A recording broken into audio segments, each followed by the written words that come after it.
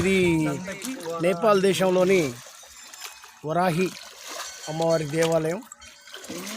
ఈ దేవాలయాన్ని సందర్శించాలంటే కొంతసేపు ఈ వాటర్లో ప్రయాణం చేయాలి, బోట్లో రావాలి. చాలా బ్యూటిఫుల్ ప్లేసెస్, కొండలు, నీళ్లు చాలా అందంగా ఉంటాయి. ఇక్కడ నెపోలియన్స్ వాళ్ళు కూడా టూరిజం చేస్తున్నారు. ఈ యాత్ర చాలా సంతోషంగా ఉంది.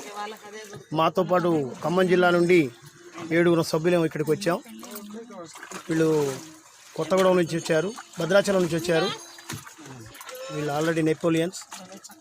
వీళ్ళు ఇల్లందు కొండల నుంచి వచ్చారు. వీళ్ళు ఖమ్మం జిల్లా వాసులు. వీళ్ళిద్దరూ ఖమ్మం ముస్తాఫనగర్ నుంచి ఇద్దరు వచ్చారు.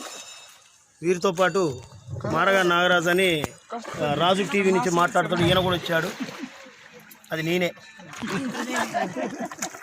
అయితే ఈ బోట్ షికారు చేస్తాను, ఈ డ్రైవ్ చేస్తున్నా ఈయన కూడా. ఇది టెంపుల్, ఇది అమ్మవారి వరాహిదేవి అమ్మవారి మందిరం. వాటర్లో ఉంది, చుట్టూ వాటర్ మధ్యలో ఉంటుంది టెంపుల్.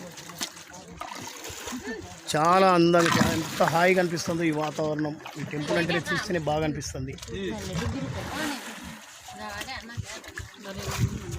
ఇక్కడ చాలా చిన్న పడవలు చాలా ఉంటాయి. బోట్స్ చూడండి, చాలా అందంగా, ఆకర్షణీయంగా, చాలా ఆహ్లాదకరంగా అనిపిస్తుంది. మళ్ళీ చూడాలనిపిస్తుంది, మళ్ళీ దేశానికి రావాలనిపిస్తుంది.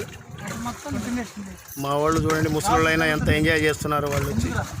ఇక వీళ్ళిద్దరికి అయితే చెప్పే పని లేదు.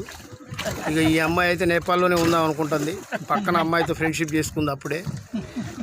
మరి ఇప్పుడుదాకా మేడం వీడు ఉంది, ఇటు పోయింది, మాయమైంది.